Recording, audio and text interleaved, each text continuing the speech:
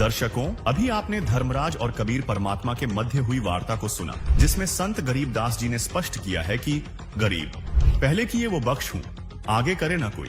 कबीर कह धर्मराय से, नाम रटई मम सोई, गरीब कर्म भ्रम ब्रह्मंड के, पल में करहूं नेश, जिन हमरी दो ही दई, सो करो हमारे पेश। यानी कबीर परमात्मा धर्मराज से कहते हैं कि जो पाप कर्म मेरी शरण में आने से पहले किए थे उनको क्षमा कर दूंगा, आगे वह भक्त पाप कर्म नहीं करेगा। अर्थात जो हमारी सच्ची भक्ति पूर्ण संत से लेकर करेगा उसके सर्व पाप नाश कर दूंगा।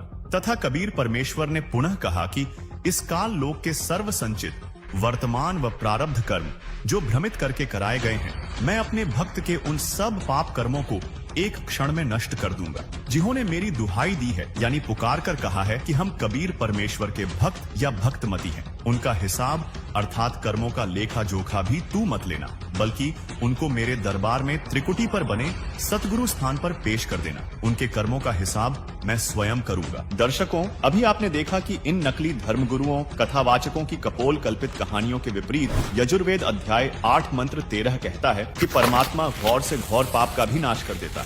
और यजुर्वेद के इसी उल्लेख को प्रमाणित करते हुए पूर्ण परमात्मा कबीर जी अपने विधान में बताते हैं, कबीर जब ही सत्य नाम हृदय धरा, भयो पाप का नाश, मानो चिंगारी अग्नि की पड़ी पुराने घास। अर्थात जिस समय साधक को सतनाम अर्थात वास्तविक नाम मंत्र पूर्ण गुरु से मिल जाता है और वह साधक पूर्ण परमात्मा की भक्ति अर्थात सतनाम का स्मरण आजीवन मर्यादा में रहकर करता है, तो उसके सर्व पाप कर्म ऐसे नष्ट हो जाते हैं जैसे सूखे घास के बहुत बड़े ढेर को अग्नि की छोटी सी चिंगारी जलाकर भस्म कर देती है, उसकी राख को हवा उड़ाकर इधर उधर कर देती है। ठीक इसी प्रकार पूर्ण परमात्मा की भक्ति का सतनाम मंत्र रूपी अग्नि घास के ढेर रूपी पाप कर्मों को भस्म कर देता है, जो दुखों का मूल है, जिससे साधक सुखी हो जाता है। यानी सच्चे संत के द्वारा बताई गई पूर्ण परमात्मा कबीर साहिब की शास्त्र अनुकूल सच्ची भक्ति करने से प्रारब्ध कर्म नहीं भोगना पड़ेगा। वीडियो को पूरा देखने के लिए फैक्टफुल डिबेट्स यूट्यूब चैनल पर विजिट करें।